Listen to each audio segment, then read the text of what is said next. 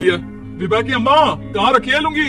अरे वो तो विभा ने परसों ही धोकर रखी थी आपकी अलमारी में, देखो वहीं होगी।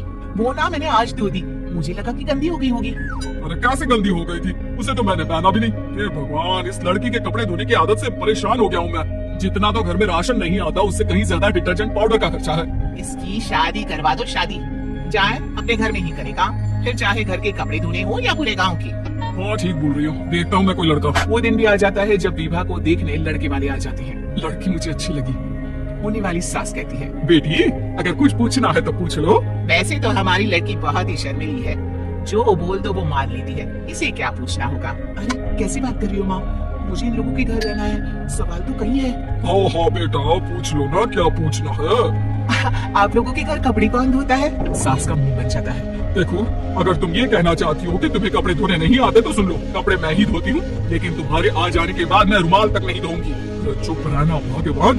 बहू बेचारी घर आई नहीं, उसे डराना शुरू कर दिया। वो क्या है ना बेटा, अभी तक तो ये कल्लू की माँ ही धोती थी, लेकिन अब तुम्हारे पापा तो दहेज में वॉशिंग मशीन देंगे ही। तभी विभा की माँ बोल पड़ती है, सवाल भी पूछा तो क्या। वैसे भाई साहब, मशीन की तो फिर भी कपड़े धोने की कैपेसिटी है। मतलब जो बिटिया दे रहे हैं ना विभा, इसे कपड़े धोने का बहुत शौक है। ये आप लोगों के क्या, आस पड़ोस गांव मोहल्ले सबके कपड़े धो दे और उफ तक ना करे। बाहर देखा नहीं आपने कितने कपड़े सूख रहे हैं?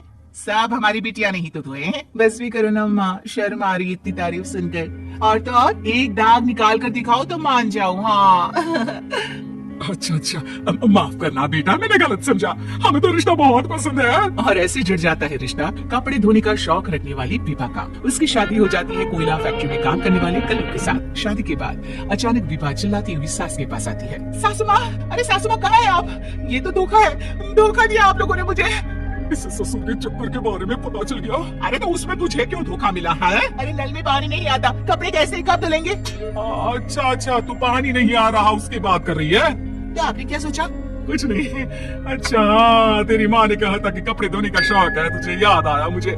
शौक शौक बोलकर कपड़े धोने वाले मेरे जुनून को कम ना आके सासू माँ, कपड़ा धोना मेरा गुरूर है। तभी पति भी वहाँ आ जाता है। अभी मैंने इसे सनी देओल की फिल्म दिखाई है, उसी के डायलॉग मार रही है माँ। अच्छा सुन, साफ साफ बता रही हूँ, पानी सुबह 4 से 6 और शाम को 10 से 12 आता है, समझी? विभा टाइमिंग सुनकर हैरान हो जाती है। ठीक है, भूतों का मोहल्ला है, सुबह 4 बजे उठकर कौन कपड़े धोता है? 4 बजे टंकी में पानी जाता है, फिर सारा दिन धोना ना, किसने मना किया? अरे कैसी बात कर रही है? 200 लीटर की टंकी में कितने कपड़े धो लूंगी मैं? सुबह ही उठ जाऊंगी मैं। अब क्या था, विभा सुबह 4 से लेकर रात के 12 बजे तक कपड़े ही धोती रहती।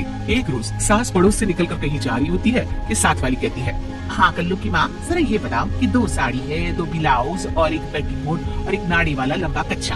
हाँ तो अरे तो क्या, कितना लोगी धुलाई ये बताओ। 2 बंद दिख रहे हैं हम क्या? हमारे पति सरकारी नौकरी से अभी रिटायर हुए हैं और बेटा सुपरवाइजर है कोयला फैक्ट्री में। 2 बंद समझ रखा है हमें।